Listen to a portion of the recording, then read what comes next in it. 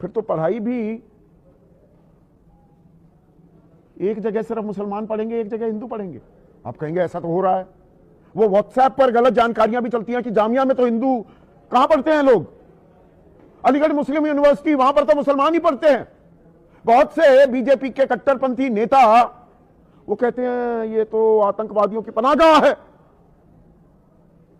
और राष्ट्रीय मीडिया वो आपको आंकड़े देना भूल जाता है।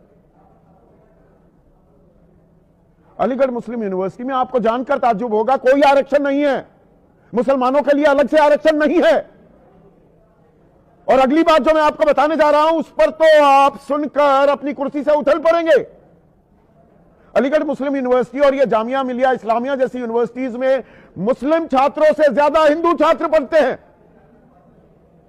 आप कह रहे हैं पगला गए हो संदीप चौधरी। बिल्कुल पगला मैं नहीं गया हूं, वो चश्मा ऐसा आंखों पर चढ़ा दिया गया है। यह मजहब की सियासी दुकानदारी, यह ऐसी अफीम चटाई जा रही है कि क्या पूरा देश मदहोश होता जा रहा है। और अभी तो और तफसील में आपको देने वाला हूं। वैष्णो देवी मेडिकल कॉलेज में जो हो रहा है, यह गाइडलाइंस नेशनल मेडिकल काउंसिल की बनाई हुई है। यह कमीशन, यह आयोग का गठन किसने किया? देश की संसद में।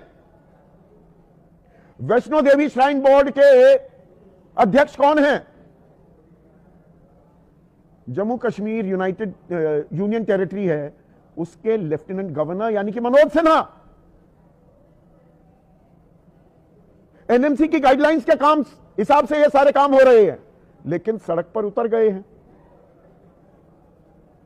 बीजेपी के लोग कि ये नहीं हो सकता।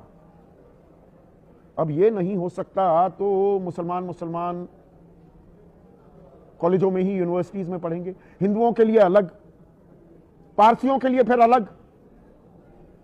फिर तो Tata institute of social sciences ये तो पारसियों का बनाया हुआ है, वहां पारसी छात्र ही होने चाहिए, उसके वाइस चांसलर भी पारसी होने चाहिए, हैं क्या?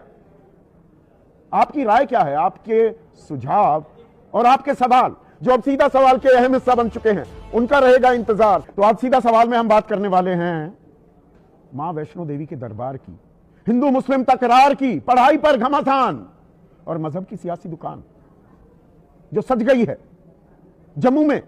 इसकी तफसील मैं आपको दूं उससे पहले अभी मैं आपको बता रहा था कि भाई फिर तो हर जगह कि माता वैष्णो देवी हिंदू चंदे से ये मेडिकल कॉलेज खुला है तो सिर्फ हिंदू पढ़ने चाहिए, फिर तो सेंट स्टीफेंस में सिर्फ ईसाई पढ़ने चाहिए, जामिया में सिर्फ मुसलमान पढ़ें। और टिस का मैंने जिक्र किया था, Tata institute of social sciences. अब टाटा तो पारसी हैं, तो सिर्फ पारसी पढ़ने चाहिए क्या?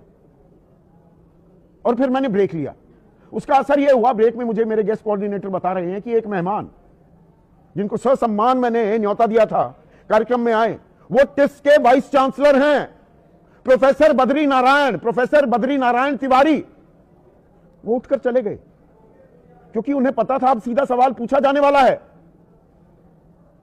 फिर एक पारसी संस्थान में एक हिंदू वाइस चांसलर कैसे बना हुआ है? यह किस तरह की सियासी दुकान सज रही है मजहब के नाम पर? चलिए आता हूं, Shri Mata Vaishno Devi institute of medical excellence,